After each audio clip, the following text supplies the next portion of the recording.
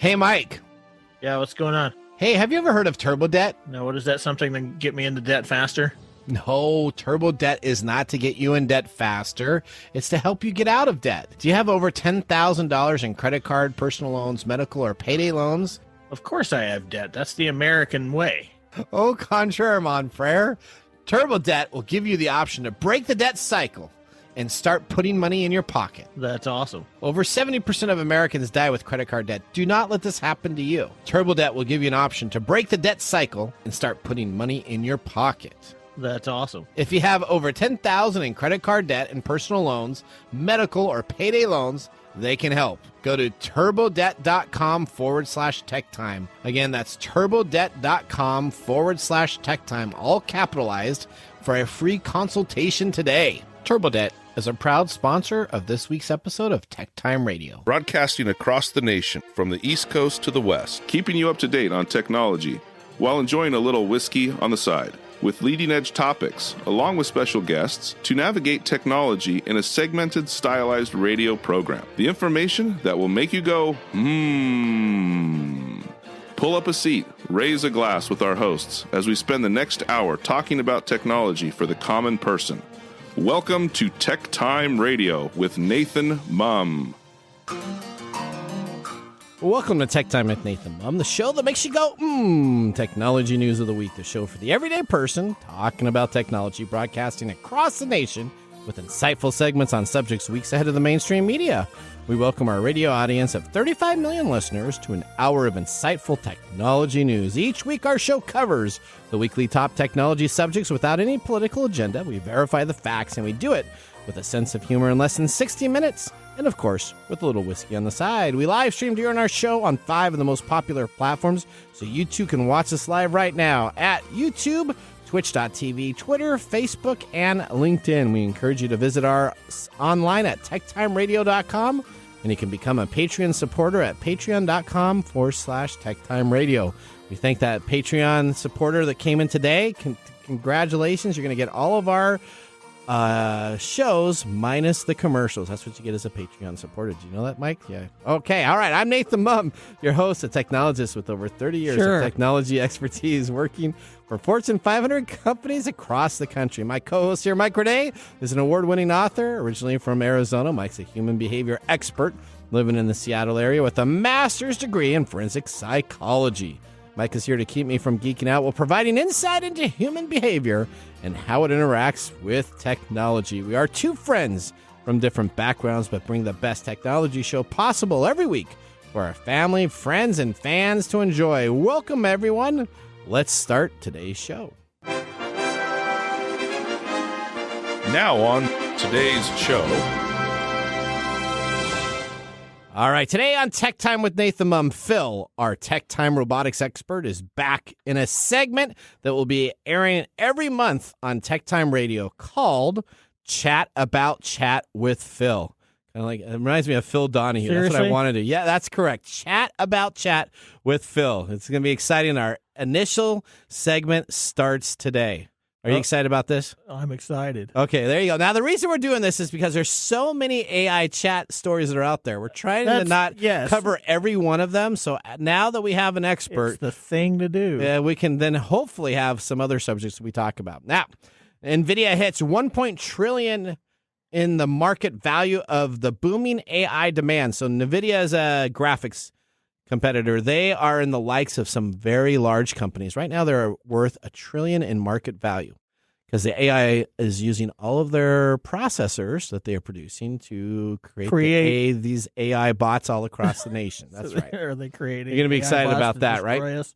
Now, a U.S. lawyer admits using AI for case research. We're going to see what happens to him. And Elon Musk's brain chip firmware wins U.S. approval for human studies. We're going to be talking about that a little bit, too. That's great. Then we explore how a brain implant helps a paralyzed man to walk again.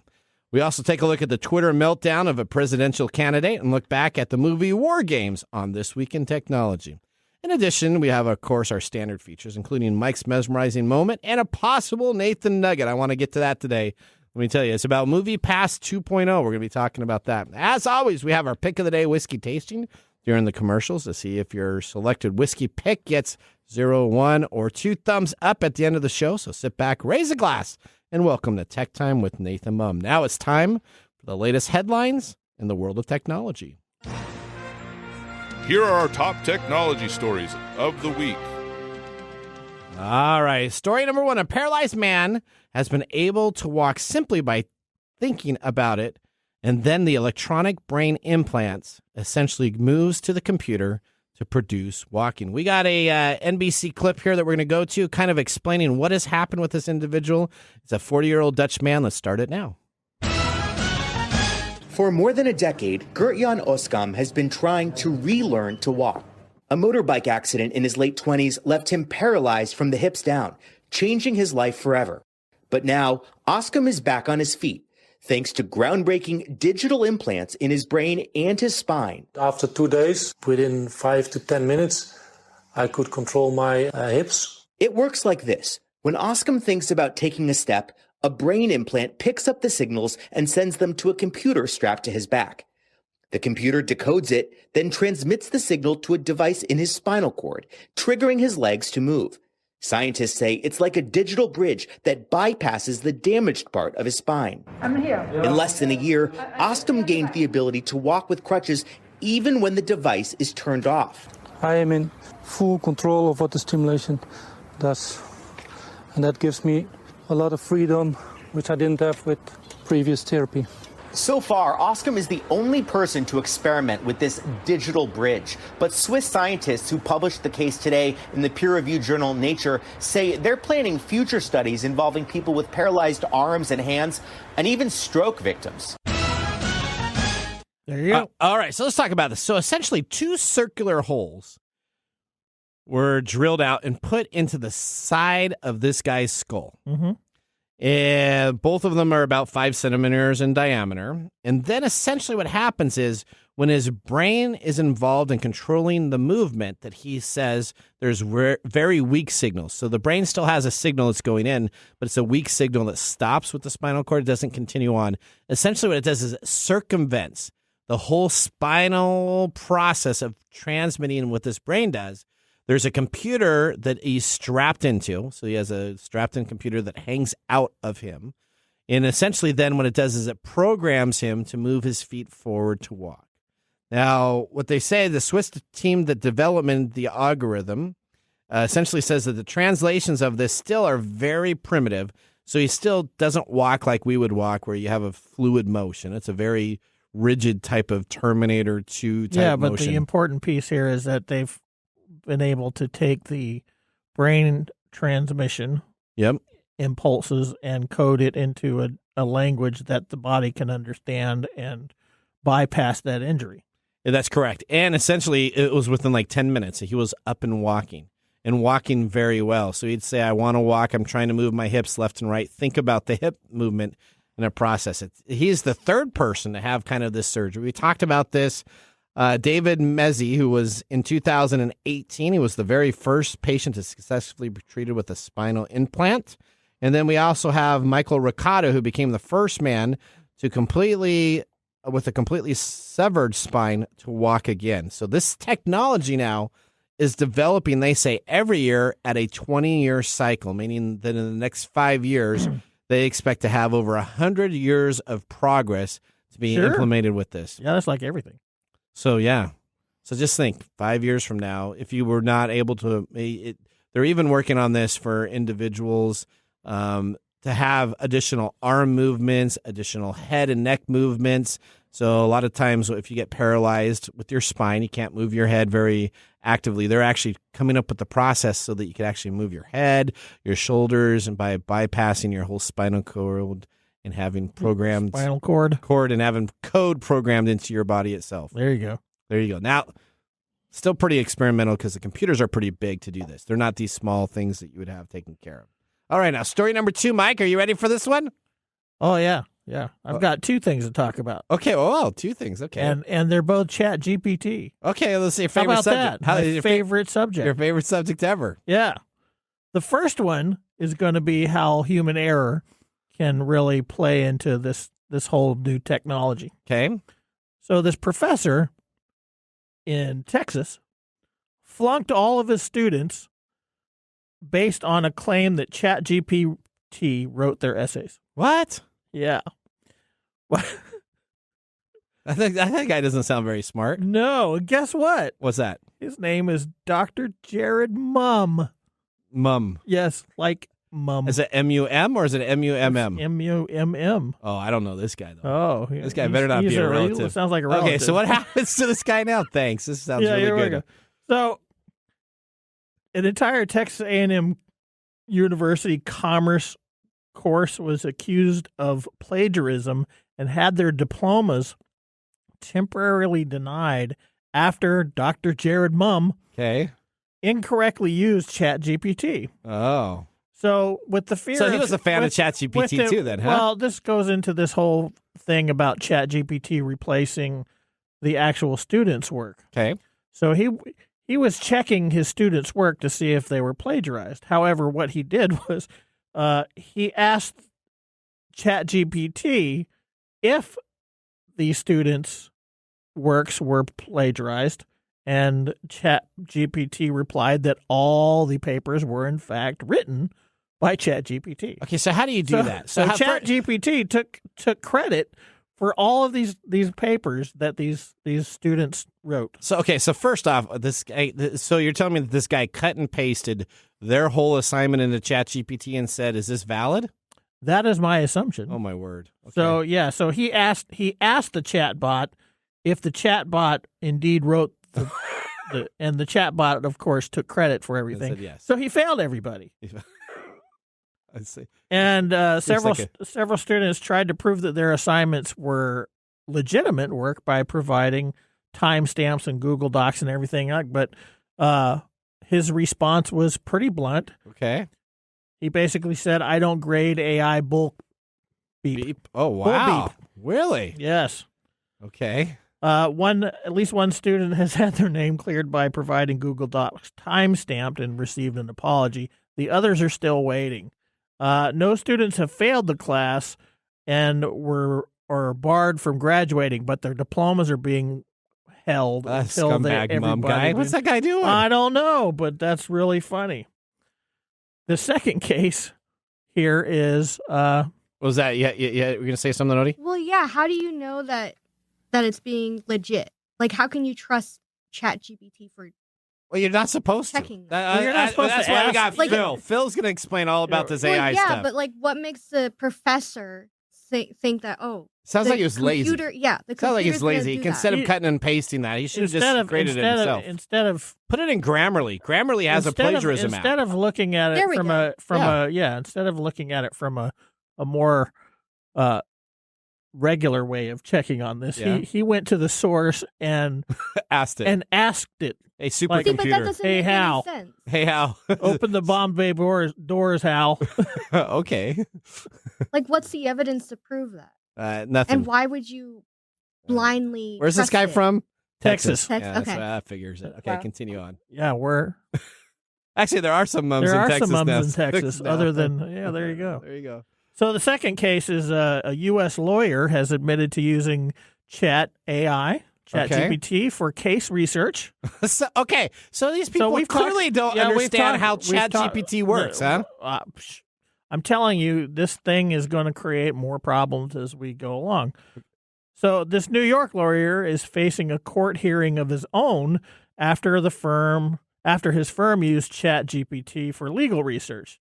A judge said the court was faced with an unprecedented circumstance after filing was found and it referenced example legal cases that did not exist. So ChatGPT just made them up. Well, they probably found the information about that. Yeah. And again, this is one of the problems with this type of thing is that it didn't understand what was real and what was not real, so it spit out these cases as references for this guy. And now he's in trouble. Well, he should be. So he just decided to cut and paste too. But this is what I've been talking about. This is the problem with partially what I've talked about is that humans don't necessarily comprehend the technology, so it's going to be used improperly a lot. Okay. Right? And but that's not on ChatGPT. That's on the humans. Both of these are on humans. Yeah. They're both problematic. That's like saying... So human expert... I'm not good at driving, and I go drive a car and I get in a crash. Oh, the car did it. In this case, this is human error. Okay. Yeah. In the other case, we're talking about companies that are replacing their jobs, their human jobs, with this creation by humans, which is churning out inaccurate information. And because it's doing this, we are taking it. So if you type in something in a search bar, like Google, you don't expect, in the search bar, you don't expect every single result that you're asking it for to be valid, do you? No, that's why we. Okay, that's so what's the need critical thinking. We need to understand. With the ChatGPT, if I put it in there, it may be right or may be wrong. Here's the thing with people. You can fact check it with Google by looking at all the other things that come up and seeing where here's the thing with people. We're going to try and get the result that we want as the quickest way, and depending on your personality quirks and your rationality and all this, you're either going to take the shortest cut or you're going to take the longest cut, meaning you're going to fact check. Okay. Most people are not going to fact check. They're just going to go and do it. Why? Because a lot of times the information is going to get overlooked anyway, so nobody cares, and that's going to just reinforce the behavior. People are going to continue to do what they think is what they need to do. And so Professor Mumm has done this, and even still, he is resisting him being in error. Yeah, that's just crazy. Okay, but at the same time, there's problems with us putting these things in place for people to use them in these ways. Now, I'd say for our radio show, I spend a lot of time, and you know this because all of our whole production crew knows this, fact-checking our articles, right? I mean, we get a lot of submissions in our production meeting. Yeah, we fact-check. And we say, you know what, I can't verify the facts 100% on that one. We're not going to put it on the radio. I can't verify that. So just to let you know, we may make a mistake or two, but we spend very, very diligent time. But everybody doesn't do that. No, that's right. Everybody doesn't. Back in the 70s and 80s when newscasts used to come on out, they used to fact check their stuff. We do that on our radio show. We're not sensationalized technology news. We do the research to make sure we have that information. Yeah. All right. That's your partly what I've been saying. So. You have, and you got two. I think you need to got call two check marks by the big board. You got two of them right. Yeah, you need to go call your my relative professor. there. Yeah, I don't know what that's. You're like, about. yo, I know. Let me teach you what about are you doing, ChatGPT. buddy? You put the Mumm name down a rank or two. I think that's just figure out how to use probably the funniest part of the article. I didn't even know that until I read it. There you go. All right, story number 3. You know what? What makes it easier for us is why don't we just put chips in our brain so that we don't have to worry about thinking at all. Okay, well, Elon Musk brain chip firm wins U.S. approval for human study. Let's go to the ABC News story about this item. Elon Musk's brain implant company called Neuralink says it's gotten permission from U.S. regulators to begin testing its device in people. Musk envisions brain implants could cure a range of conditions, including obesity, autism, depression, and schizophrenia. The device is about the size of a large coin and is designed to be implanted in the skull with ultra-thin wires going directly into the brain. Musk has said the first applications in people would be an attempt to restore vision. All right.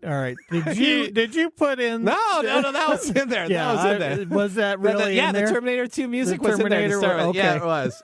So the Neuralink implant company wants to help restore vision and mobility to people by linking brains to computers. It's said that it doesn't have to essentially take place immediately, but Mr. Musk is saying that he's ambitious to begin testing as he's moved from apes into humans. Yeah. Now, what is Neuralink? Neuralink hopes to use a microchip to treat treatments such as blindness and to help certain disabled people use computers and mobile technology. Now, it's interesting that it has been tested in the monkeys, and now what they're doing is the internet signal will come out of the brain and be relayed information via Bluetooth devices. So that means it's only going to be with 10 to 15-foot range on Bluetooth. Experts have cautioned that Neuralink's brain implements will require extensive testing to overcome technical and ethical challenges, and that they're becoming widely available. Mr. Musk has also previously suggested that he proposes technology should ease the concerns about human beings being displaced by AI. So essentially, you're putting the AI. So this is what it happens. Yeah, what happens? It goes to the back of your brain, and a cable sticks out of your brain. They actually have to put an incision into your brain itself to put this computer in there. And you're going to have cables. You'll have a little flimsy cable like you would have for a hard drive on a motherboard. Really, one of those. You're going to have antennas. Yeah, it will stick out of your skull. And then you're going to hook it up into a Bluetooth device, and it will help you supposedly see better. It'll help you think better. It'll help you take care of maybe. I think we can safely say that we are now entering the cybernetic age. That is it. It's a big race for this. You got ChatGPT on one side, and now we're trying to put computers into humans. ChatGPT takes over the little. Never mind. What happens with ChatGPT? So this is scary. This is scary stuff. As a technologist, I don't want someone burrowing into my skull and putting in a computer. I don't care how much testing has been taken care of. Well, do you know how easy it is to compromise computers? It is so easy. So easy. I could take your machine right now, even if you encrypted it with I'll just invite you over to my house and open the microwave and turn it on. See what happens. See what happens. There you go.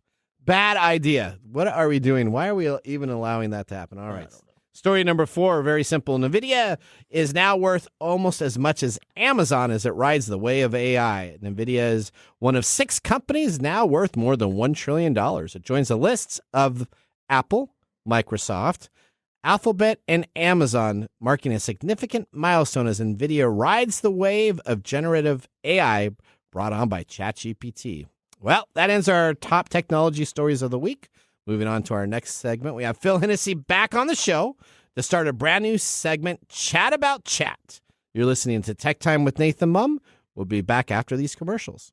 Hello, listeners. We're excited here at TechTime Radio, aren't we, Mike? Oh, no. We have an announcement to make starting in June. We're really excited to be a part of an internet radio station. That's right. Coming up in June, you will still be able to listen to us live here at Kixie 880 and KKNW and all of our affiliate stations. But you'll be able to listen to us at 8 a.m. Monday, Tuesday, Wednesday, Thursday, and Friday now. We look forward to this new opportunity to provide you TechTime Radio every weekday. And again, you can always catch us online at TechTimeRadio.com.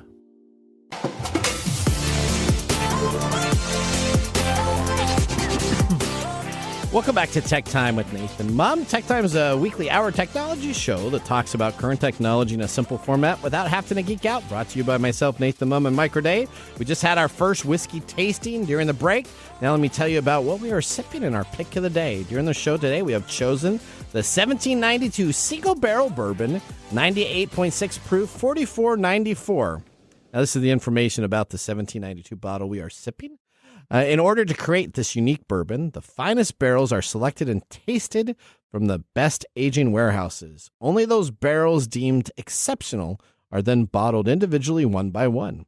This preserves the distinct characteristic of each barrel. The superior bourbon has flavors of rich butterscotch and caramel notes, delicately balanced with the hints of fruit and toffee. The body is rich and lingers on the tongue for a delicate and pleasant finish. It is Sazerac Company, Inc., Barton 1792 Distillery in Bardstown, Kentucky. We've had some of their stuff up from the company before. No age statement. It's a straight bourbon. It is 98.6 proof.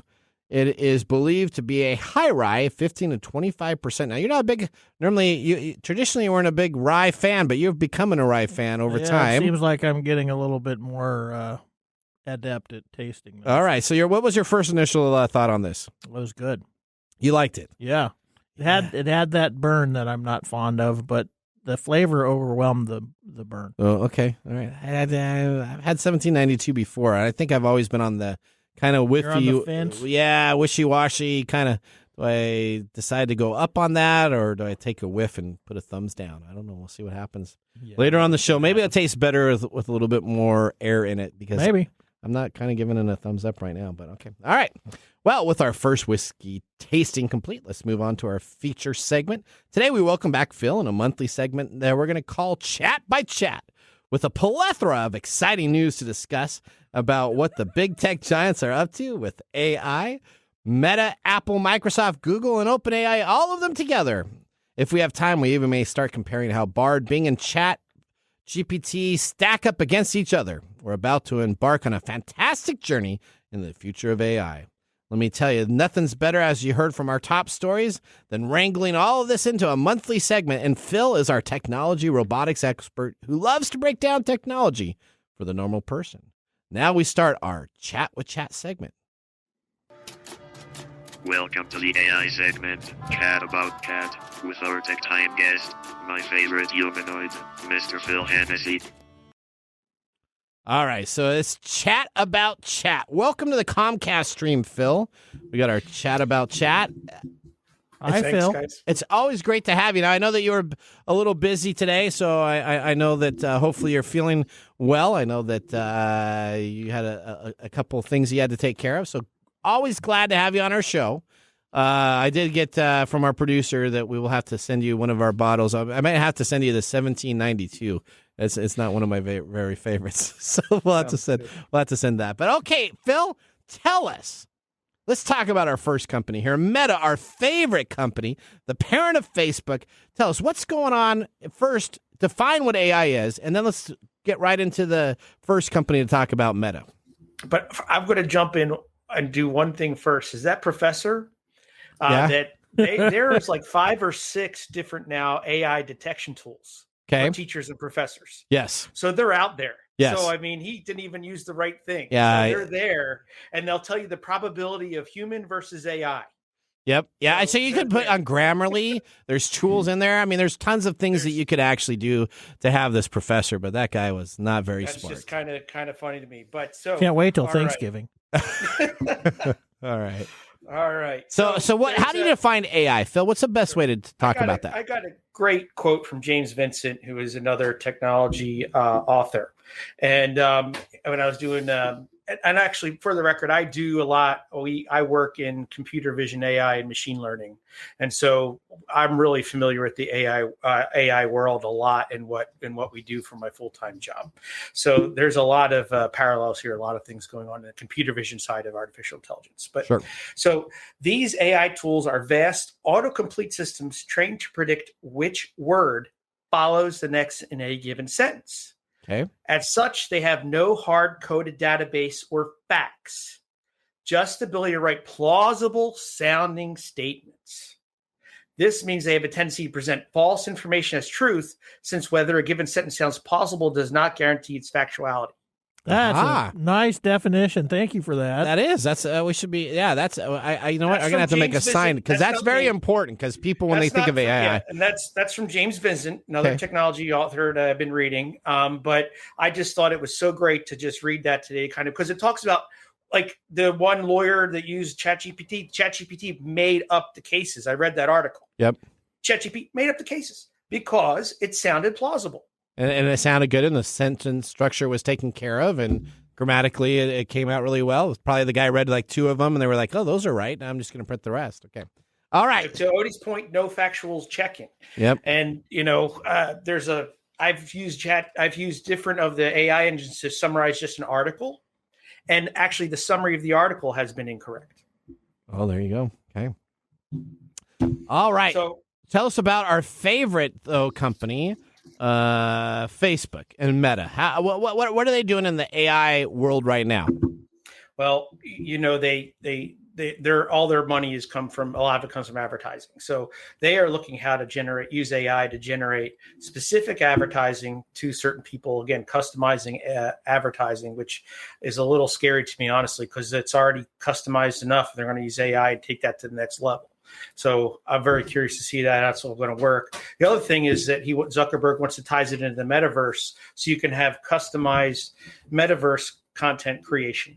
So basically, I can type in, I want to generate this type of whatever house or whatever in the metaverse, and it'll create it for you. So they're really tying into advertising, and they want to tie it into the metaverse is what we're reading right now. The other thing Meta is doing, which is interesting to me, especially on the NVIDIA news today, is that Meta is looking to create its own GPU chips or AI chips. And so, NVIDIA and Intel do that really well. So I'm curious if, Apple and Meta are going to continue to try the hardware for that. I mean, NVIDIA is is the leader in GPU processing for artificial intelligence. Yeah, I don't quite get why Meta's Zuckerberg has this deal where he just loves hardware for some reason, right? I mean, he buys these companies for his virtual reality all the time, and it's all these hardware chips here and there. Now they're going to be talking about these other processing chips that they're looking to deploy. I don't get it because nobody's buying Meta's hardware. I mean, if you want to get in the hardware business, you should go to Amazon with their Alexa and different stuff that they have available. But I don't get them. So you're going to have to figure that one out on a business sense to me there, Phil, because I don't get that. Yeah. Well, we'll continue to watch that. So, I mean, Meta basically is really trying to go after the digital advertising, custom advertising to people, and also with the metaverse. And then they're working on their own supercomputer, next generation data centers and supercomputers for AI. So that's not surprising me. Everybody's going to need their own cloud. And I'm not surprised Meta doesn't want to use AWS or Azure or anybody like that, right? So I would imagine that's why Meta's going after that as well. Okay. All right. Well, now let's talk about Apple's foray into artificial intelligence.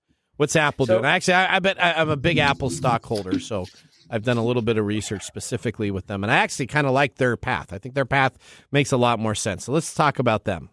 Yeah. And so, well, Tim Cook is not being over with everything. It's been subtle, a lot of it. So I'm curious in your take, Nathan, what you have heard. But, basically Apple is in the AI play for sure. And some of the predictions that I've been reading, like on forums with Jody Cook and other folks, is the big one, which I really see. Two big ones I see is the Apple Music. They just bought AI Music in January, February of this year to generate adaptive your own songs and your playlists. So you can have your own song created based off of what you like. So I don't know what that looks like, but that is very interesting to me. So instead of just having your own playlist, you can create your own songs in your own playlist. So Spotify has taken the approach where they try to remove all of the AI created songs. And so I get Apple's play, I think, is almost exactly opposite of that, where they're actually trying to come up with that so that you can have in the Apple Music store itself the ability to have AI-generated music by lyrics that you put out and by artists that you want to have taken care of so you can create your own playlist. So they kind of, again, I think Apple's a little smarter sometimes on how they do this, where you could have your own subscription to their Apple services where I believe you'll have AI stuff. We're going to have a bunch of people running around with their own theme music. Yep, yeah, with their own lyrics that they do for artists. I think that's probably a good possibility. Yeah. No, I think that's an interesting point. And it's interesting because Apple will still own the rights for all those songs. But since you use their AI. But aren't they using like artist voices? Like, how do we keep it? So they're not using artist voices. So Apple, we'll have to ask Phil that. So Phil, you'll tell us a little bit more next week. Come back with Apple. And here's your homework here. Are they going to use artists' previous voices, or are they going to use their synthetic voices that they have pre-created? That would be interesting. That's a great question, Odie. I'll let us know. And if it's curated to the personal person, do they own it, or does Apple own that? We'll let Phil look at that, but I'm sure Apple will. I just want to know how they're going to create. Like, I want to create a song, but I listen to everything. Yeah. So you're gonna have what? Are you gonna have Guns N' Roses, and then you're gonna have Axl Rose singing classical music and while twanging on a steel guitar. Is that in a country? GPT does. You can have Shakespearean prose or write it in anything. So sure, why not? All right, that's my theme music. And what else do you have on Apple's? Sure. The other stuff. I mean, the other big one is health. They're always being pushed into health, and they're going to talk about how to analyze their physical and mental well-being. And then obviously you have Siri, you have Maps, you have Watch, you have iCal. I mean, they have such an ecosystem that they're going to be probably pushing it all in. And that's what we'll talk about Microsoft and Google, they're doing. They're already in testing or beta phases for pushing a lot of AI into their different software suites to do things. And it would make sense for Apple to do that too. Now, do they create their own large language model, or do they use somebody else's? So we broke that last week on TechTime Radio. So we actually broke a little bit into this. And Apple is actually in the process of allowing for Siri the ability to use ChatGPT or Bard, whatever AI you want to use to simulate that experience, instead of them creating their own because they're a little bit behind the market. They said, forget it. We're not even going to try to do that. What we'll do is we'll leverage the existing areas, and you as a phone user will be able to choose those. Yeah, that makes sense. Yep.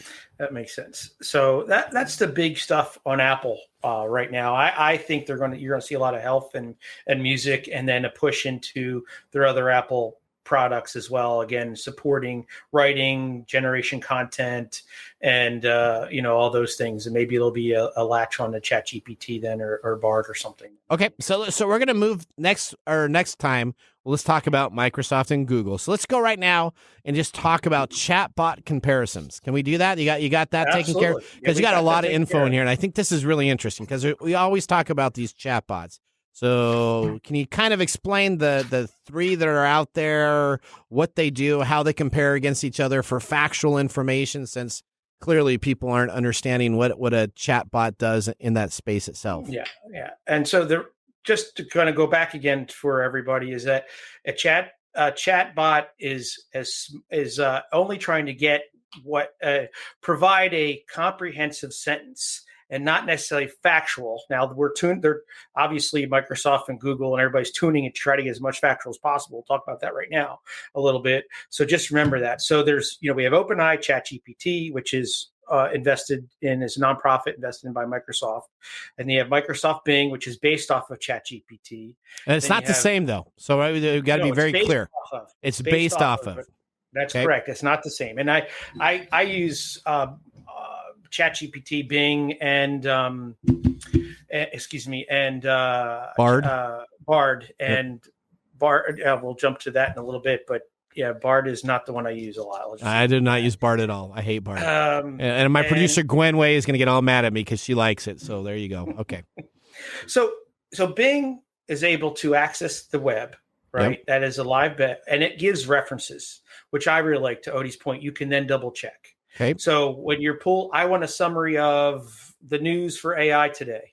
And then you just go ahead and it'll give you all the references too and give you a nice summary of that. That's a nice feature. ChatGPT does not connect it to the web, and Bard does not give references at all. So that's some of the major differences. Whereas what we're finding is that Bing is not the greatest in creativity, but it does focus on delivering the data correctly. Okay. That I would say it's the best part. Where Bard is conversationalist, you really don't know the references, and I found that it does do poorly on summarization. Okay. If I wanted to summarize something, and ChatGPT, I would say, is the most comprehensive in a large language model. That it's a good conversationalist. It's a good summary. It still does make mistakes, to be clear, and it's really good also with transcribing speech as well. And it has a little bit more of a creative flair. ChatGPT does than Bard or Bing. And some of the different tests that were done. So Maxwell Timothy did some testing that I'm going to reference right now, and so one of the things he had asked 3 different chatbots is summarize a TV show within 10 words. Okay. And the only one able to do that was ChatGPT. Okay. Another nice, interesting one was, where are we at here? Sorry. Create a face-off simulating conversation between fictional characters. Okay. ChatGPT. Okay. And that is probably where we're at on time right now, Nathan. Yep, so I think we're almost out of time there. So essentially, here's a rewind on what we talked about. If you have your 3 chatbots, probably Bard is the one you're not going to use. Would that be correct? That is my least favorite. Okay, Bing is the one you want to use if you want to have references to information. Yes. And ChatGPT, the client itself, is probably the most comprehensive, as the most creative, and probably does the best job of having that conversation with you, providing information back and forth. Correct. That you can cut and paste. Now, and one thing I haven't tested yet is the ChatGPT add-ins to the browsers that will have access to the web. Haven't had a chance to test that yet. But if I take an article or take multiple articles and put it into ChatGPT, it gives me the best summary write-up. Perfect. Versus Bard or Bing. Bing is much more factual, and then if I want to expand that and everything else, I can use ChatGPT. So you are copying pasting. So that professor probably did copy paste. Yep, the whole things. But if he's doing that much time, he could probably just read it. All right. Well, that leaves us next time on the show, Microsoft, and we will talk Google. We'll see what new stories are going to be, because we probably won't be covering all the stories. So you're going to talk to us about the stories unless there's a mum that does something wrong, and then I'm sure Mike will pick it up again. Right. Hey, you were the one that gave me the article, man. Okay, all right. That ends our segment.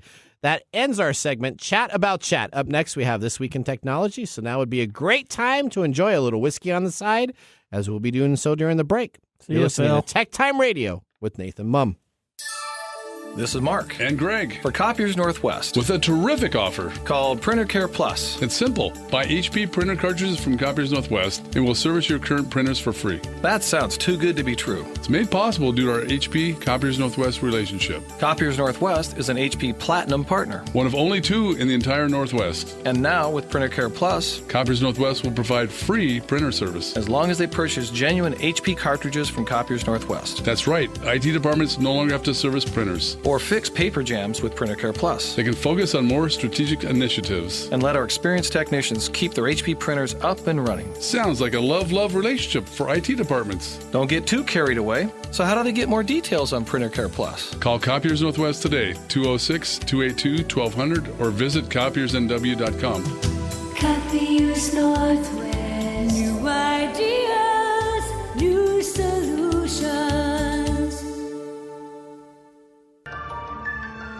And now, let's look back at this week in technology. All right, Mike, we're looking to June 3rd, 1983. The science fiction film WarGames is released. Notable for bringing that. Yeah, did you enjoy that film as a kid? Yeah. It shows us the fears that we have about AI right now. That's right. Do you want to play a game? No. Okay, all right. So notably, it brings the hacking phenom to the attention of the American public. It ignites a media sensation regarding the hacker subculture, which was probably at the very beginning infancy stages. It actually probably helped produce it. The film's NORAD, which was the North American Air Defense Command, is combined with organizations of the United States and Canada that provides aerospace warnings, air sovereignty, and protection for Canada, the continental United States, and Alaska. The NORAD set was one of the most expensive ever built at the time, costing about $1 million. Not widely known that the movie studio provided the film stars Matthew Broderick with the arcade games Galaga and Galaxin so that he could have a first-hand experience before shooting the film's arcade scenes. He was not a nerd, so he had to learn what those were. The premise of the movie is David Lightman, a young hacker who unwittingly accesses a United States military supercomputer programmed to simulate, predict, and execute nuclear war against the Soviet Union. Well, that was This Week in Technology. If you ever wanted to watch some Tech Time history with over 2 years of video, podcasts, and blog information, you can visit TechTimeRadio.com to watch our older shows or join the Tech Timers Facebook group or talk with us live all the time. We're going to take a commercial break. When we return, we have the Marc Mumbles review and our technology fail of the week. We'll see you after the break. Hello, my name is Arthur, and my life's work is connecting people with coffee. StoriCoffee is a small batch specialty coffee company that uses technology to connect people to each product resource, which allows farmers to unlock their economic freedom. Try our Medium Roast Founder Series coffee, which is an exotic bourbon variety that is smooth, fresh, and elegant at StoriCoffee.com. That's STORI coffee.com. Today you can get your first bag free when you subscribe at StoriCoffee.com with code TechTime. That's STORI coffee.com. The segment we've been waiting all week for, Marc's Whiskey Mumble.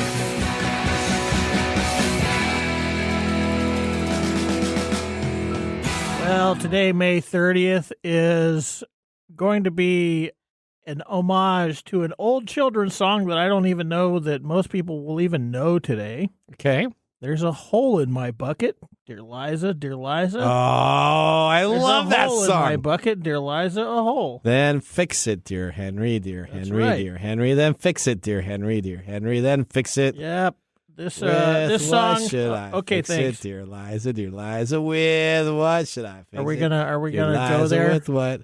With a stick, dear. Okay. All right. Go away now. Okay, sorry. Keep on going. The song Yep. originated in Germany in the 1700s. It describes a deadlock situation where the character, Henry, faces problem after problem, all due to a hole in his bucket. There have been several versions of the song, too, some with added adult elements to it, while others are politically satirical. Okay. I believe that the reason why Mark put this in is because today we are drinking 1792 single barrel whiskey, and this is from the 1700s, or based from the 1700s. It's exclusive Washington State single barrel pick. Hopefully it was chosen from the top shelf of the warehouse. As Peggy Noah, the founder of Bourbon Women, states, the upper rows of the warehouse are called the crow's nest. That's where the best barrels often come from. Good to know since barrel picks are becoming increasingly popular.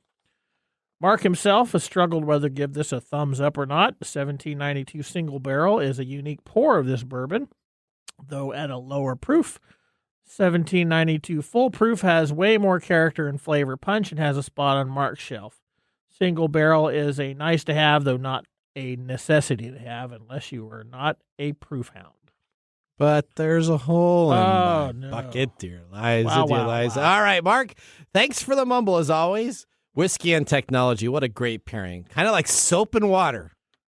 Right, Mike? Yeah, okay. Why don't you sing another song? All right, let's get ready for our technology fail of the week, brought to us by Elite Executive Services. We are out of time. Congratulations. You're a failure. Oh.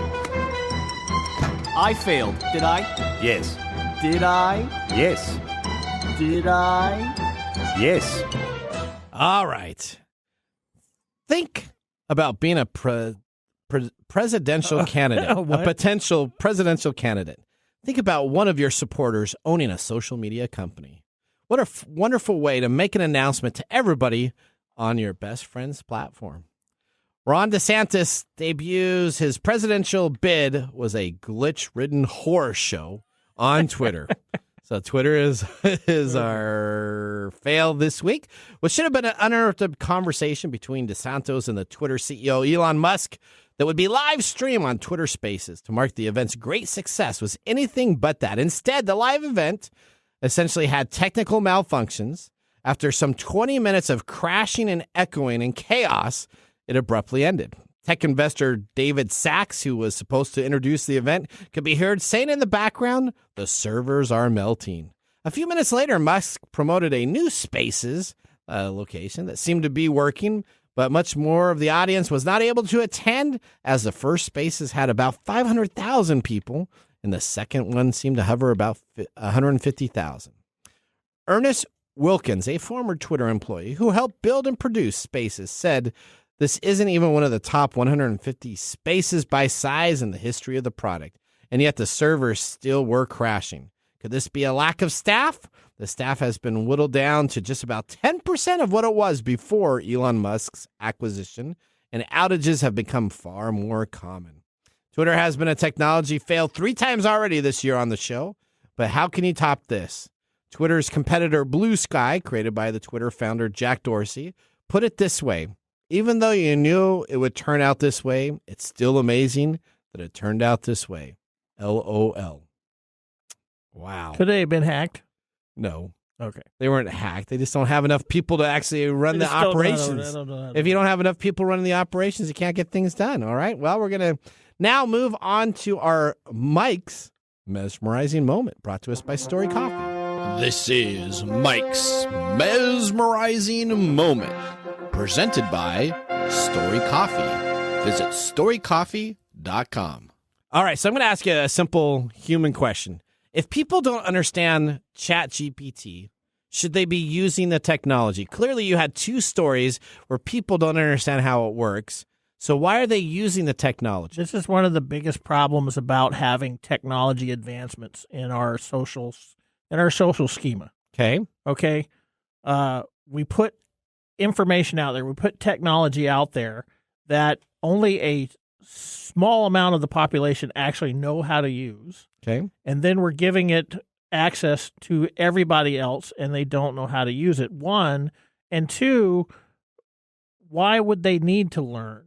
That's the reason why we go into McDonald's and everybody looks at pictures nowadays is because of this same sort of phenomenon. Okay. Right? So it kind of says like when I go to McDonald's now, I got this big, huge touch screen. Yeah, I just want that. I just want point at it. And like a baby. It's like a baby's toy, right? I mean, I click here, right. I touch here, and then I'm done. So the people behind the counter, they don't need to know how to do the things that we did when we were younger, where we had to know the prices of the menu items, know how to add, know how to subtract, know how to add in tax, know how to add in a tip. We're doing this, and we're letting people with not only a lack of education, but a lack of necessity accessing these things. And due to human behavior, we are all looking for shortcuts on ways to do things. And so we're going to be seeing a lot more problems coming up in these types of settings. You got to read some of these manuals. You got to understand how this technology works. It takes a 10-minute training on YouTube. You should understand then what's going on. You're outsourcing your values right now, and that's the problem. Okay. Like you can't make everybody do what you want them to do, and that's why this is going to be a continual problem. People are going to continue to misuse ChatGPT, or not understand, and they're not going to take the time to learn it, and that's just the way it is. And those people will then flunk everybody in their class. Yeah, your relatives will flunk everybody in the class. Right. Okay, let's go to the Nathan Nugget. This is your Nugget of the Week. All right, I'm talking about MoviePass 2.0. Are you familiar with MoviePass? I am. All right, MoviePass 2.0 is relaunching. MoviePass 1.0, complete failure. It was because it was only $10 a month, and you could see every movie you wanted in a month. That's you right. You go to 30 movies, and they would pay the full price of the ticket. So you'd spend $360 and only charge the customer $10. So Not how a is very good. MoviePass 2.0 going to be? It's a little bit different. There's 4 different tiers. For $10 a month, you can get 34 credits. For $20 a month, 72 credits, all the way up to $40 a month, which receives, as an individual, 640 credits. Now, the credits are cryptocurrency, so it's not actually cash.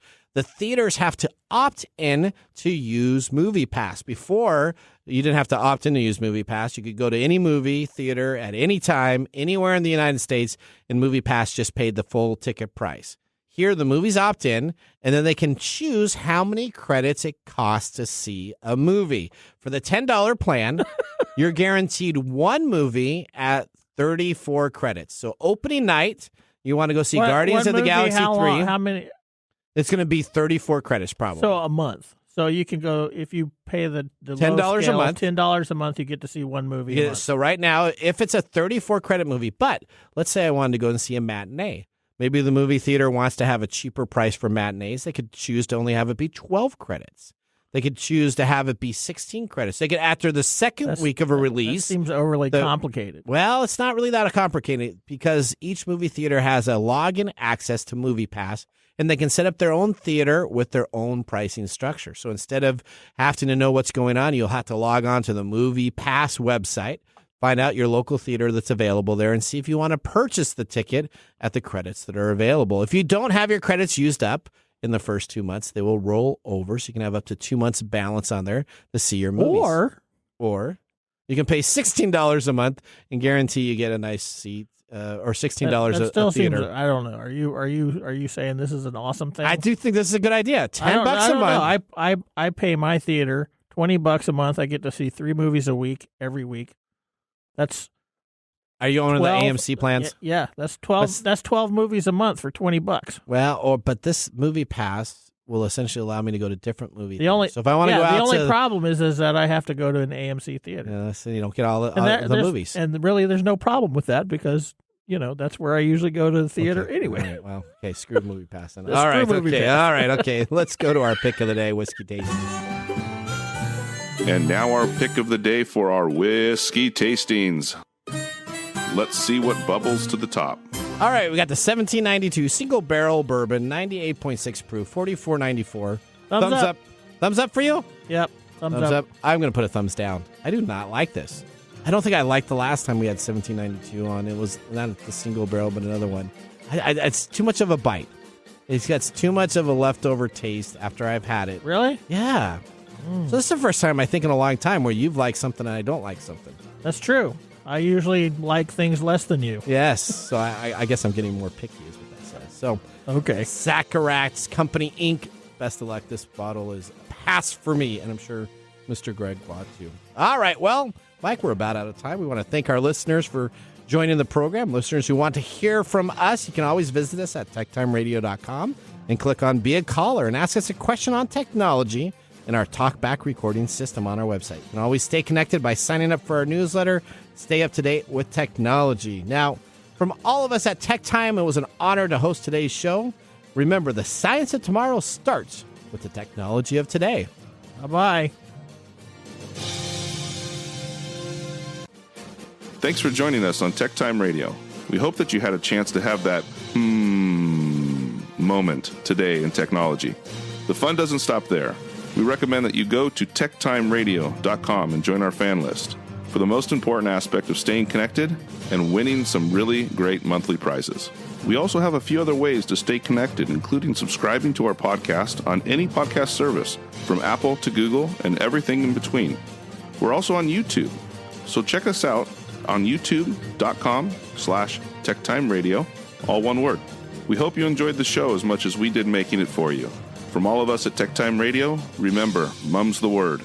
Have a safe and fantastic week.